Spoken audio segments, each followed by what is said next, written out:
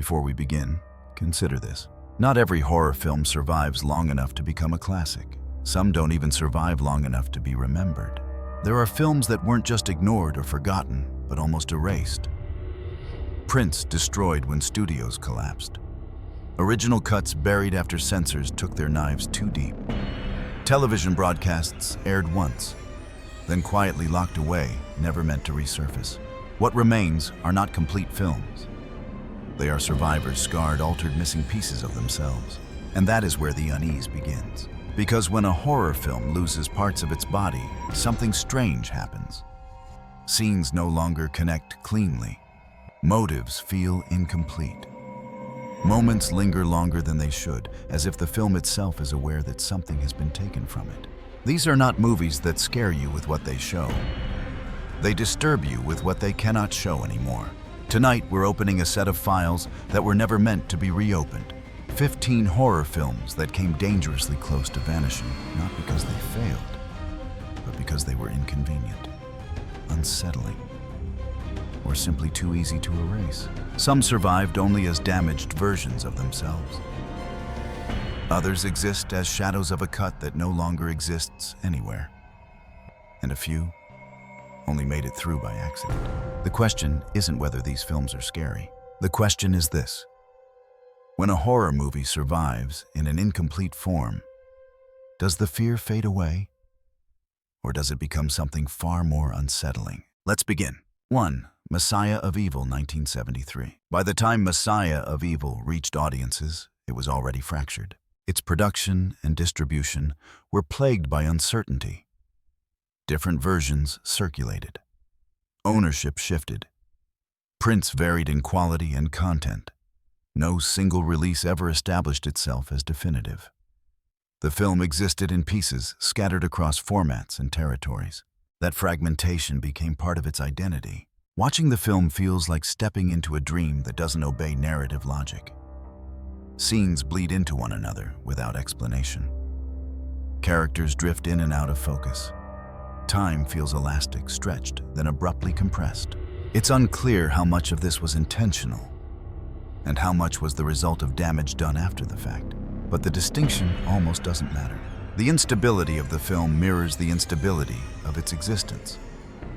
You're never sure which version you're watching or what might be missing from it. The horror doesn't come from a single moment, but from the accumulation of small disorientations. Messiah of Evil didn't survive intact. It survived as an atmosphere, one that feels incomplete, unanchored, and quietly hostile. And perhaps that's why it lingers longer than films that were preserved perfectly. 2. The Brotherhood of Satan, 1971. Some films are buried because they fail. The Brotherhood of Satan was buried because it touched something people didn't want examined too closely.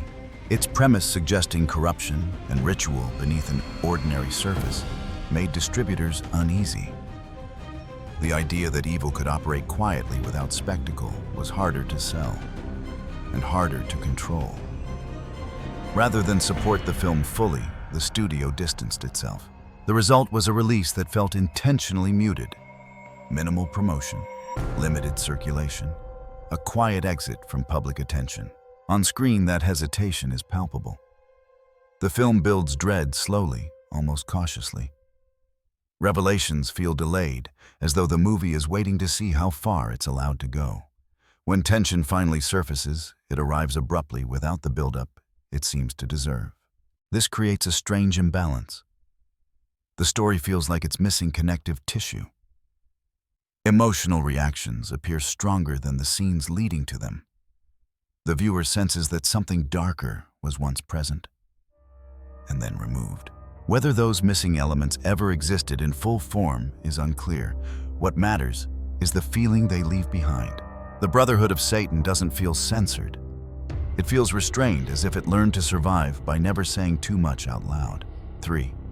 Crowhaven Farm, 1970. When Crowhaven Farm aired, it felt like a mistake that slipped through unnoticed. Made for television at a time when boundaries were tightly controlled. The film dealt with ideas, identity belief, and quiet coercion that network programming rarely allowed to linger. Rather than provoke open outrage, it triggered something more dangerous: discomfort without an obvious explanation. The response was subtle but decisive. Reruns were limited. Preservation was careless. The film was allowed to fade rather than be confronted. What survives today feels restrained in an unsettling way. Scenes unfold with a calm that feels almost too deliberate. Conversations imply more than they state. Certain moments seem to cut away, just as they begin to reveal something crucial. There's no confirmed record of extensive censorship, no official list of removed material, and yet the sensation persists that the film you're watching is incomplete not because pieces were violently removed, but because it was never allowed to fully express itself in the first place. That restraint becomes the source of its power. The horror isn't aggressive, it's polite, and that politeness feels learned. Crowhaven Farm survived by staying small, quiet, and forgettable enough to be overlooked, which may be the most unsettling survival strategy of all. 4. Bad Ronald, 1974. There's a reason Bad Ronald was never meant to be watched repeatedly. As a television film, it pushed boundaries that network programming rarely approached. Its subject matter, claustrophobic, voyeuristic, and morally unsettling, made it difficult to categorize and even harder to rerun. Rather than risk backlash, the film was quietly restricted. Airings became rare. Preservation was inconsistent. Over time, Bad Ronald developed the reputation of something you weren't supposed to revisit, only remember. The version that survives today feels tense in a way that goes beyond narrative. Scenes feel compressed. Emotional beats arrive with unsettling speed, as if the film is trying to get in and out before someone notices what it's doing. That urgency creates a suffocating effect. You're never allowed to settle into the story. The film seems aware of its own discomfort and rushes forward, dragging the viewer with it. There's no sense of closure, no reassurance that what you've seen is complete. Bad Ronald exists like a sealed room that was briefly opened, then closed again before anyone could ask questions. 5. The Other, 1972. Some films aren't erased by studios. They're erased by misunderstanding. The Other arrived wrapped in the wrong expectations. Marketed in ways that downplayed its darker implications, it confused audiences and unsettled distributors who weren't prepared for how quietly cruel it was. Rather than embrace that discomfort, the industry turned away. The film wasn't aggressively promoted after its release. It drifted out of public conversation, surviving mostly through damaged prints and late rediscoveries. For years, it existed on the margins, present but rarely acknowledged. Watching it now feels like stepping into something you weren't meant to notice. The tone is deceptively calm. The setting feels almost pastoral, and yet there's a suffocating sense of inevitability hanging over every scene. What makes the film unsettling isn't what it shows, but what it refuses to explain. Emotional truths are hinted at, then withdrawn. The story moves forward with the confidence of something that doesn't need permission to be disturbing. There's a lingering suspicion that the film's survival was accidental, that if it had been fully understood at the time, it might not have been allowed to remain visible at all. The Other didn't disappear completely, but it learned how to stay quiet. 6. Symptoms, 1974. For years, Symptoms was treated as if it didn't exist at all. After its initial release, the film slipped into an administrative void. There were no sustained reissues, no consistent preservation effort. Prints quietly vanished from circulation, and for a long stretch of time, Symptoms was spoken of as a film people remembered seeing, but could no longer prove they had seen. It wasn't banned. It wasn't condemned. It was simply abandoned. When the film eventually resurfaced decades later, it felt less like a rediscovery and more like an exhumation. The version that survived carried visible scars, soft focus, muted sound, and a pacing that felt slightly off, as though the film had lost its internal compass. On screen, the story unfolds with a disturbing restraint. Conversations drift. Silences stretch uncomfortably long. Emotional shifts happen without explanation. The film never tells you what to think, perhaps because it no longer remembers exactly how it was supposed to. That uncertainty becomes oppressive. You're not watching a psychological breakdown so much as experiencing one. The lack of clarity feels unintentional, yet deeply effective. Symptoms doesn't frighten through escalation.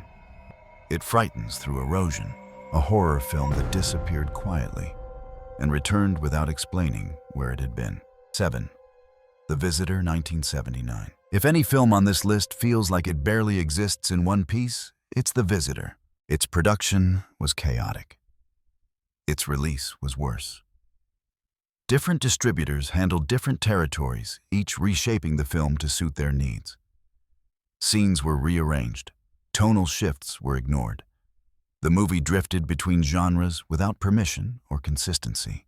No single definitive version ever took control. What remains is a film that feels assembled rather than authored. One moment suggests cosmic horror. The next feels almost satirical. Transitions arrive without warning, as if entire connective sequences were lost in transit. And yet, the film is unforgettable. That instability creates a unique kind of dread. You're never sure what rules apply. The movie doesn't build tension in a straight line. It fractures it, leaving the audience unmoored.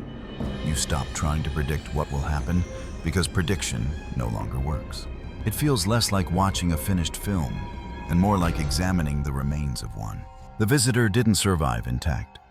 It survived in pieces, and those pieces never quite learned how to fit together again. 8. Let's Scare Jessica to Death, 1971. Some horror films fade because they fail to shock. Let's Scare Jessica to Death faded because it whispered when audiences expected screams. Upon release, the film confused distributors and critics alike.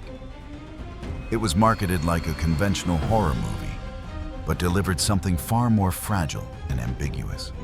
Viewers left unsure whether what they'd seen was supernatural or psychological or something unresolved in between. That uncertainty worked against it. Without a clear category to sit in, the film slipped through the cracks. It wasn't aggressively reissued. It wasn't properly preserved. For years, it existed in degraded prints and late-night airings that made it feel more like a rumor than a title. Watching it now is an exercise in quiet discomfort. Scenes unfold slowly, almost reluctantly. The camera lingers where it shouldn't. Conversations feel slightly off, as if meaning has been drained from them. There's a persistent sense that the film is withholding information, not to tease, but because it no longer has access to it. The horror isn't found in what happens. It's found in what may or may not have happened. That ambiguity, once seen as a flaw, became the film's most unsettling trait. A byproduct of neglect rather than design. Let's Scare Jessica to Death survived, not because it was understood, but because it was never fully explained. 9. Race with the Devil, 1975. At the height of its production, Race with the Devil looked like a film destined for wide attention. It had recognizable faces, a topical fear of cult paranoia, and a premise built for tension. What it didn't have was protection. Almost immediately after release, pressure began to mount. Religious groups objected to its imagery. Distributors grew uneasy about how directly it confronted ideas of organized belief turning hostile. Rather than stand behind a single version, the film was quietly altered, trimmed, softened, reshaped to make it easier to circulate without confrontation. Those changes weren't announced. They were simply done. What survives today feels subtly restrained. The paranoia is there, but something about its escalation feels interrupted. Characters react with an intensity that sometimes seems disproportionate to what the audience has just witnessed. Moments of dread arrive quickly, then retreat before they can fully settle. The result is a film that feels constantly on the verge of revealing something more explicit and then stopping itself. Whether through censorship or self-preservation, Race with the Devil behaves like a story that knows it's being watched too closely. That tension bleeds into the viewing experience. You don't just feel pursued by the film's antagonists. You feel pursued by the sense that the movie itself was once chased and forced to keep moving. It survived by staying in motion, never slowing down long enough to be erased completely. 10. The Sentinel, 1977. By the time The Sentinel reached audiences, it was already divided against itself. Different cuts circulated.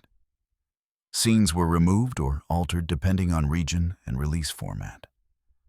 The film's controversial imagery, religious grotesque, and deliberately confrontational, made distributors nervous. Rather than defend a definitive version, they reshaped it repeatedly, sanding down edges they feared were too sharp. What survived was inconsistent. Some versions emphasized atmosphere. Others rushed through it. Certain sequences felt strangely abbreviated, as if the film had been instructed to look away from its own most disturbing ideas. Viewers watching different prints often described entirely different experiences. This fragmentation left a mark. The film's core premise, a slow descent into something ancient and watching, relies on accumulation, on patience, on letting dread settle. When pieces are removed, the structure still stands, but it feels unstable. That instability is part of what makes The Sentinel so difficult to forget. You're never sure which version you're watching, or which version was meant to exist at all. It doesn't feel like a film that was edited for improvement. It feels like a film that was edited for survival, and survival in this case came at the cost of coherence. A horror movie that remained visible, but never whole. 11. Don't Go to Sleep, 1982. Some warnings are delivered softly. Don't Go to Sleep delivers its warning with a whisper and then leaves the rest unsaid. Like many TV movies of its era, the film was shaped by censorship before audiences ever saw it. Themes of grief, guilt, and psychological breakdown pushed against what network television was comfortable presenting. Scenes that lingered too long on trauma were trimmed. Moments that suggested something darker were pulled back just enough to pass. What remains feels fragile. The story unfolds around a family unraveling after a tragedy, but the film refuses to explain itself fully. Emotional shifts occur abruptly. Nightmares bleed into reality without clear boundaries. The viewer is left unsure where one ends and the other begins. This ambiguity isn't elegant, it's uneasy. It feels like watching a story through frosted glass. You can see movement, you can hear echoes, but the source is always slightly obscured. Over time, the film's availability became just as unstable as its narrative. Limited airings, long gaps without official releases. Versions that looked worn down by duplication rather than preservation. And perhaps that's fitting, because Don't Go to Sleep feels like a film that was never meant to be revisited. It exists in a state of emotional suspension, neither fully resolved nor fully forgotten. A horror story that survives by staying half awake and never quite letting you rest. 12. Cry for the Strangers, 1982. When Cry for the Strangers first aired, it wasn't treated like a film meant to last.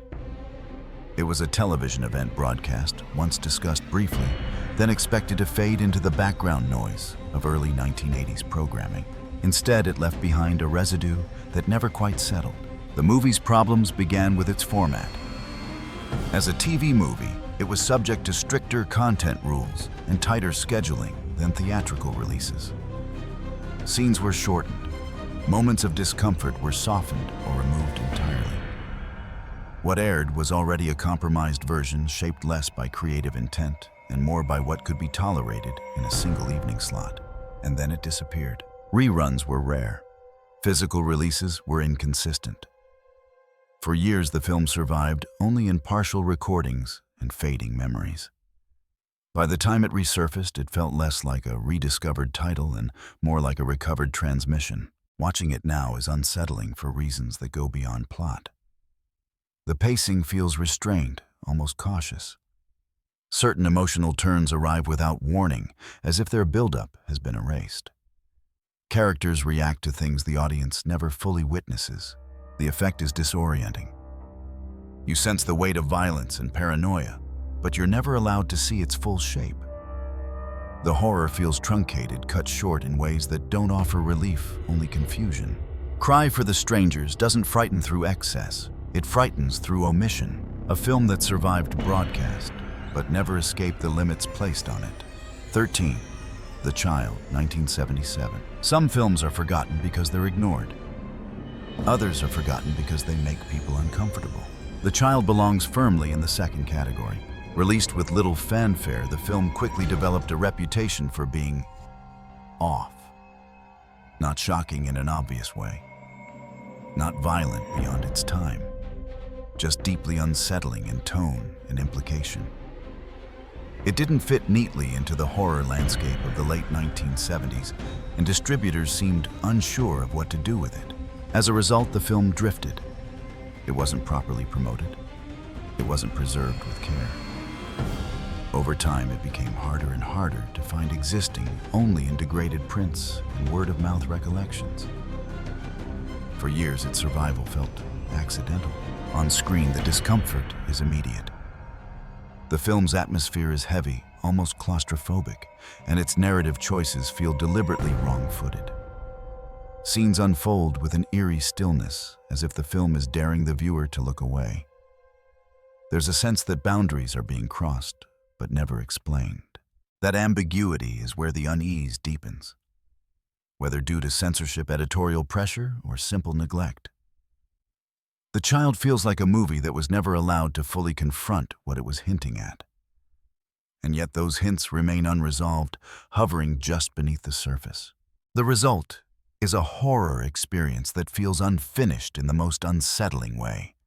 Not because it lacks ideas, but because those ideas were never given a safe place to land. The Child survived, but only barely. And it carries that instability with it like a warning that some films aren't meant to age comfortably. 14. Dark August, 1976. At first glance, Dark August looks like the kind of regional horror film that should have vanished without a trace. And for years, it almost did. The movie's release was so limited and poorly documented that many assumed it had simply failed and disappeared. There was no strong studio backing, no marketing push, no preservation effort. For a long time, Dark August existed more as rumor than record. Something older horror fans vaguely remembered but could never quite locate. The reasons were mundane, yet devastating. Distribution deals fell apart. Prints weren't archived properly. Without a company actively maintaining its existence, the film slipped into obscurity, not through scandal or controversy, but through neglect. And neglect leaves its own scars. Watching Dark August today feels like uncovering a forgotten reel in a storage room that was never meant to be opened again. The pacing is uneven. Certain scenes linger longer than expected, while others end abruptly, as if the film is unsure how much of itself it's allowed to reveal. There's an unsettling restraint to it, as though the movie is constantly holding something back. The horror isn't aggressive. It seeps in slowly, almost reluctantly. And that reluctance may be the most disturbing element of all. It feels less like a story being told, and more like one being recovered piece by piece, without instructions. There's no clear evidence of a missing director's cut, no confirmed list of removed scenes. Yet the sensation persists. This is not the version that was originally envisioned. It's the version that survived the longest. In that sense, Dark August doesn't just depict dread. It embodies it quiet, unstable, and always one step away from disappearing again. 15. The Premonition, 1976. The first thing people notice about The Premonition isn't what it shows. It's what feels missing. The film arrived quietly in the mid-1970s, already damaged by circumstances no one involved could fully control. The studio behind it collapsed before the movie ever had a real chance to establish itself. Distribution plans dissolved overnight. Prints were scattered, shelved, or simply abandoned as financial chaos erased any coordinated release strategy. What should have been a controlled debut instead became a fragmented existence. Different versions circulating in different places, none of them definitive. On screen, that instability lingers. Scenes don't always flow the way they should. Emotional beats arrive slightly too early or too late, as if the film is still searching for the rhythm it once had. The story itself centered on maternal obsession, fear of loss, and a creeping sense of inevitability feels oddly dislocated, not because of poor craft, but because something vital seems to have been stripped away. Viewers often describe a strange tension while watching The Premonition. Not the sharp shock of a jump scare, but a low, persistent unease. The film behaves like a document that's been partially redacted. You can still read it. You can can still follow it. But you're constantly aware that key sentences are gone. What makes this unsettling is the suspicion that the missing pieces may have softened the film or sharpened it. There's no way to know. No confirmed original cut survives to compare against what remains. The version we have is the version that escaped. And perhaps that's why the film refuses to sit comfortably in memory. It doesn't resolve itself cleanly. It doesn't reassure. It simply ends, leaving the viewer with the sense that they've encountered something incomplete but alive. A horror film that survived without ever fully arriving. Bonus: The Exorcist III, 1990. By the time The Exorcist III reached theaters, the film that existed on screen was not the film that had been envisioned. Studio fear intervened late in the process. The original cut, slower, colder, more psychological, was deemed too restrained, too unsettling in the wrong way. Reshoots were ordered. Explanations were added. A different rhythm was forced onto a story that had been designed to unsettle quietly. What survived was a compromise, and yet that compromise carries a strange weight. Scenes don't always align smoothly. Certain moments feel surgically attached rather than grown organically. You can sense two films occupying the same space, one buried beneath the other. For years, audiences felt it without knowing why. The film frightened them in ways they couldn't articulate. Not because of what it showed, but because of the tension between what was there and what clearly wasn't. Later revelations confirmed it. A different version had existed. One that leaned into dread rather than spectacle. One that no longer survives in full. And that knowledge changes the experience. You're no longer just watching a horror film, you're watching the aftermath of interference. A reminder that even when a movie isn't erased entirely, it can still lose its original shape and become something stranger in the process. Sometimes the most unsettling version of a horror film is the one that had to survive being rewritten. Looking back at these films, a pattern begins to emerge. None of them vanished because they failed. They vanished because they were altered, restrained, misplaced, or quietly deemed easier to forget.